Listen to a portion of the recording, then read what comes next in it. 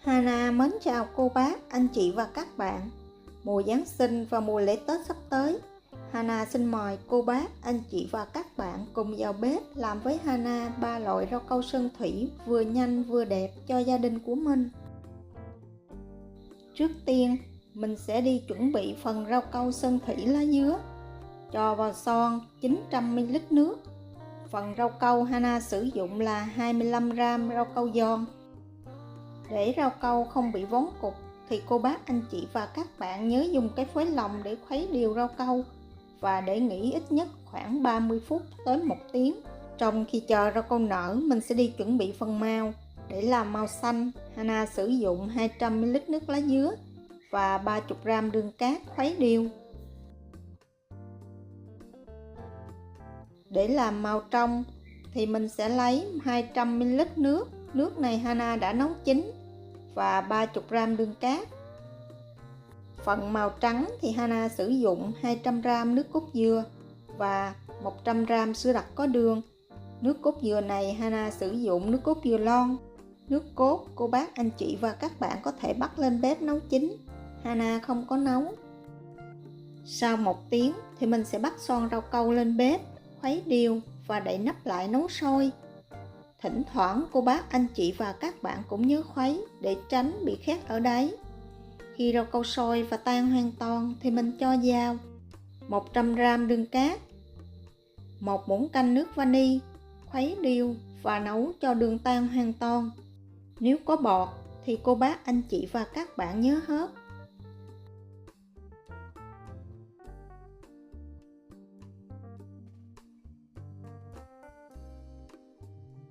Mình sẽ chia rau câu ra làm 3 phần, màu trong và màu lá dứa.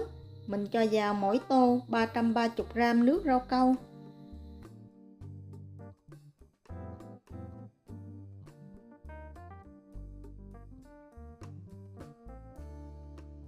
Và phần rau câu còn lại mình sẽ cho vào nước cốt dừa, khuấy đều cả 3 tô.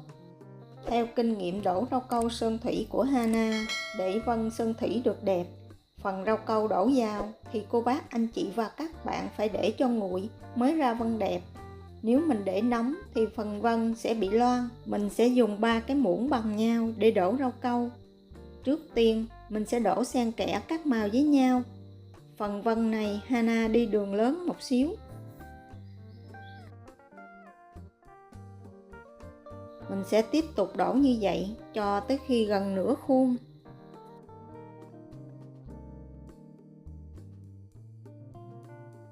Khi rau câu đổ được 1/3 khuôn thì cô bác, anh chị và các bạn mình cũng đổ xen kẽ như vậy, nhưng mà đường đi mình sẽ cho mỏng một xíu.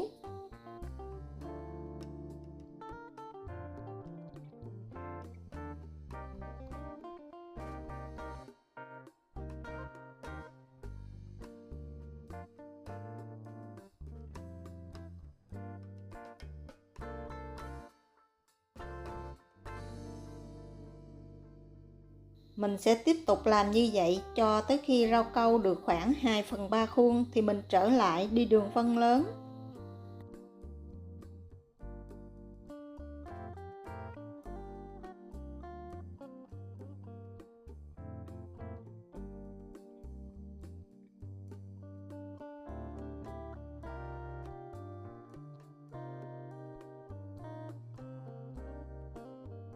Sau khi đổ xong, nếu còn dư phần rau câu trong thì cô bác, anh chị và các bạn cho vào lò vi sóng làm tan chảy ra và mình tiếp tục cho lên lớp mặt. Nếu không còn thì cô bác, anh chị và các bạn khỏi đổ. Để rau câu không bị chảy nước thì mình sẽ để cho rau câu thật là nguội và cho vào tủ lạnh ít nhất là khoảng 2 tiếng hoặc cho tới khi rau câu đông đặc lại hoàn toàn. Và đây là thành phẩm rau câu sơn thủy Hana vừa làm xong. Cô bác, anh chị và các bạn nếu đổ theo những gì Hana chia sẻ thì rất là dễ dàng để tạo được món rau câu sơn thủy vừa ngon vừa đẹp.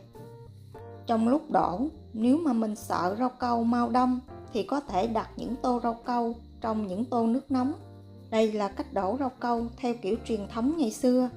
Và bây giờ Hana xin chia sẻ với cô bác, anh chị và các bạn cách đổ rau câu rất là đơn giản, vừa nhanh vừa gọn. Ở phần rau câu này, Hana sẽ sử dụng 1 lít nước. Phần rau câu mình sẽ dùng 2 loại, một loại giòn và một loại dẻo. Nếu cô bác, anh chị và các bạn không thích, mình có thể dùng một loại cũng được. Rau câu dẻo Hana sử dụng 5g, rau câu giòn Hana sử dụng 12g. Mình cũng khuấy đều và để cho rau câu nở. Cô bác, anh chị và các bạn chịu khó ngâm thì thành phẩm sẽ ngon hơn. Cách nấu rau câu cũng giống như vừa rồi Hana chia sẻ.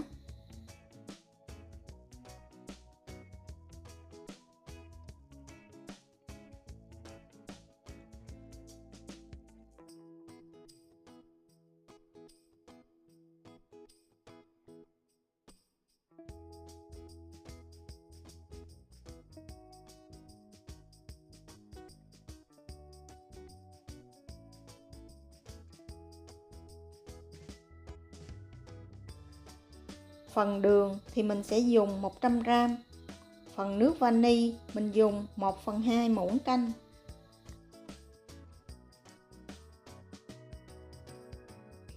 Cách đổ này Hana sẽ pha 4 màu. Màu xanh lá dứa Hana sử dụng 70ml nước lá dứa và 30g đường cát.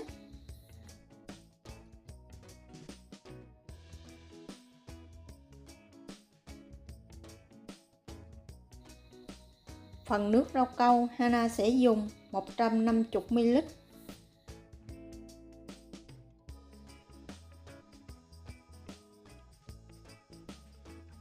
Phần rau câu trong mình dùng 50ml nước, 20g đường cát và 100ml nước rau câu. Để làm màu xanh hoa đậu biếc, Hana sử dụng 80ml nước nấu sôi, thêm vào 20 bông hoa đậu biếc.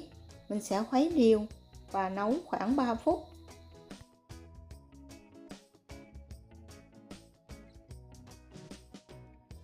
Sau 3 phút thì mình sẽ chắc lấy nước và cho vào 30g đường cát khuấy đều. Phần này cô bác, anh chị và các bạn nên chuẩn bị trước khi nấu rau câu. Nước rau câu Hana cũng dùng 150ml.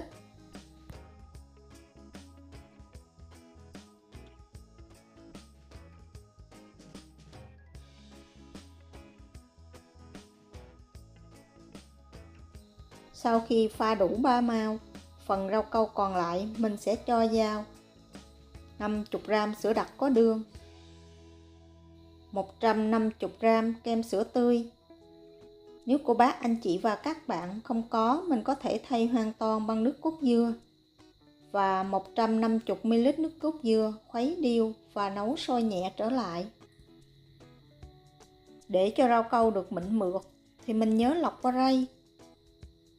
Phần rau câu này rất là nóng nên cô bác, anh chị và các bạn mình đặt vào thau nước lạnh khuấy đều giúp cho rau câu mau nguội.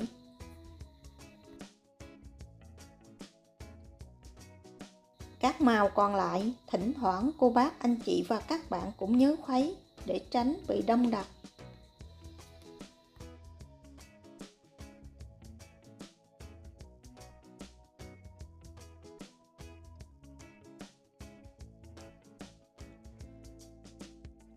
Để kiểm tra rau câu đổ được hay chưa thì cô bác, anh chị và các bạn nhớ lấy 2 màu khác nhau đổ chồng lên. Nếu các màu không loang với nhau thì mình sẽ bắt đầu đổ.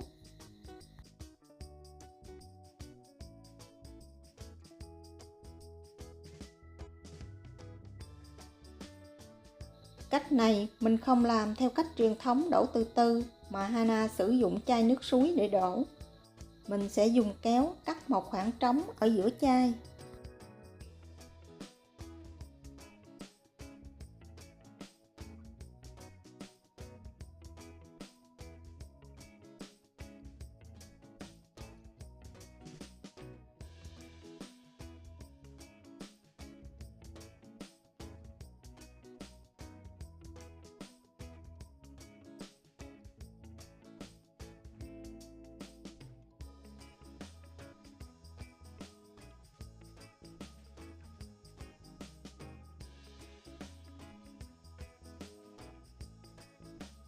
Trước tiên để đổ lớp thứ nhất, Hana sử dụng 1/2 chén rau câu màu trắng, 1/4 chén rau câu màu xanh da trời,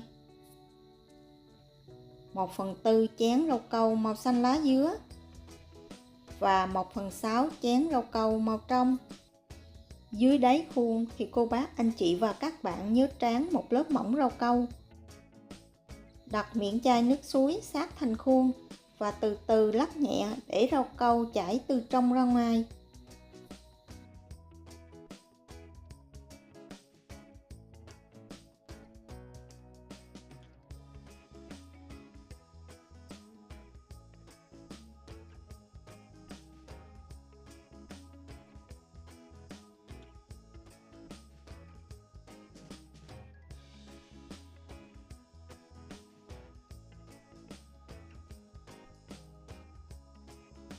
Xong lớp thứ nhất, lớp thứ hai thì mình sẽ làm ngược lại. Phần rau câu màu xanh lá dứa và rau câu hoa đậu biếc, mình cũng đổ 1/2 chén rau câu trắng, 1/4 chén xanh lá dứa, 1/4 chén xanh da trời, 1/6 chén nước rau câu trong.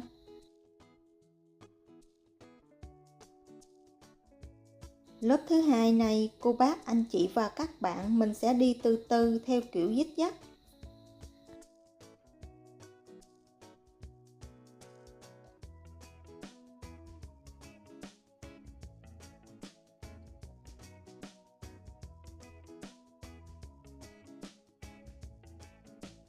Ở lớp thứ ba, cô bác, anh chị và các bạn mình sẽ pha màu giống như lớp đầu tiên và mình cũng đổ dít dắt. Mình tiếp tục làm như vậy cho tới hết.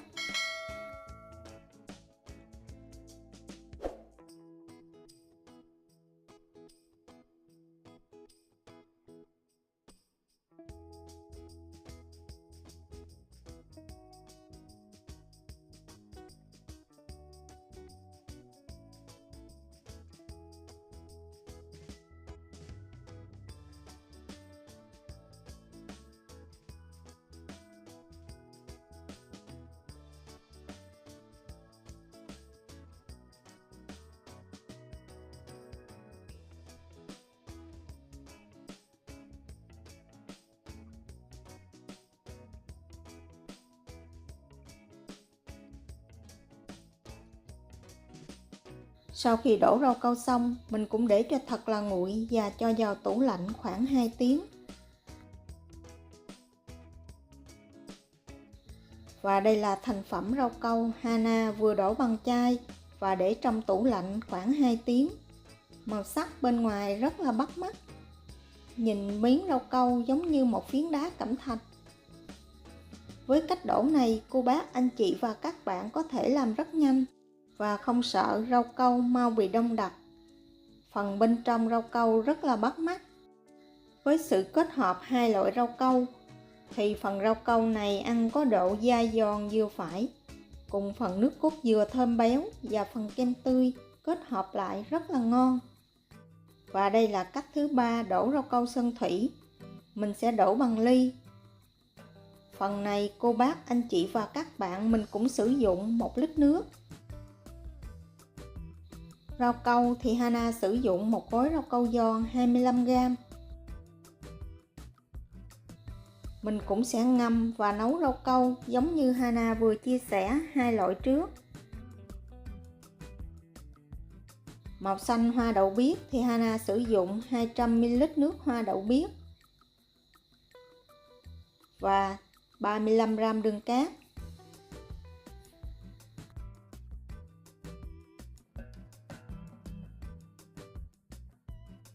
Màu trắng mình sẽ dùng 110ml sữa đặc có đường, 200ml nước cốt dừa,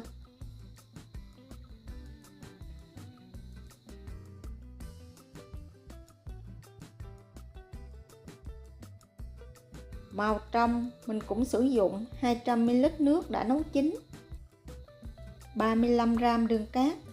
Mình cũng khuấy đều và để qua một bên.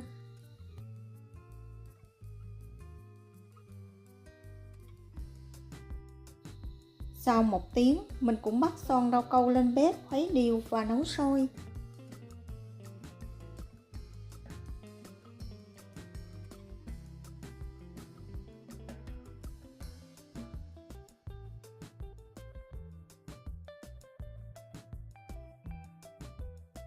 Phần đường cát thì Hana sử dụng 150g đường cát và 1 muỗng canh nước vani.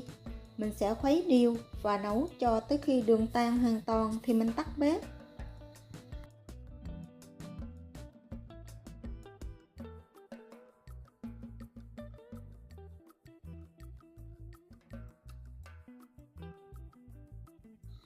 Phần rau câu mình sẽ cho vào nước hoa đậu biếc 250g. Màu trắng nước cốt dừa mình sẽ cho vào 300g. Phần rau câu còn lại mình sẽ cho vào tô nước đường để làm màu trong.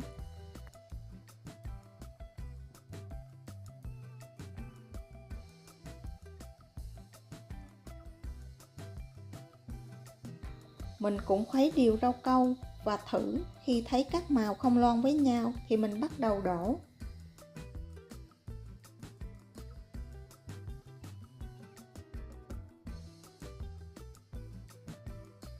Để tạo hoa văn được đẹp hơn thì Hana sử dụng thêm một khuôn bánh lăng để đổ. Mình sẽ dùng dao cắt khoảng 4 đến 5 lỗ ở bên thành khuôn.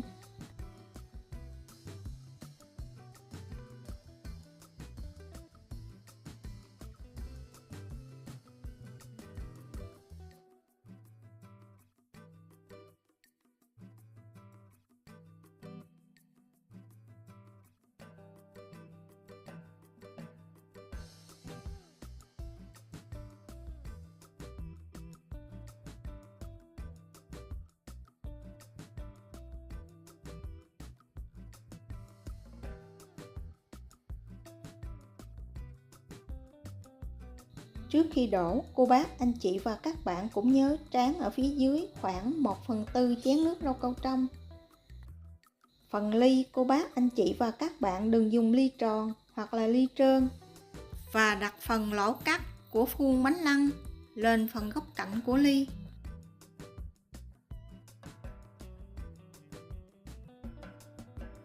Và bây giờ mình sẽ bắt đầu đi đổ rau câu.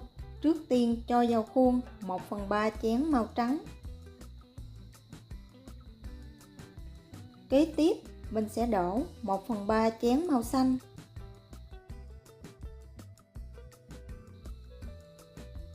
Và 1/4 chén màu trong. Cô bác, anh chị và các bạn, mình sẽ tiếp tục lặp lại như vậy cho tới khi hết rau câu.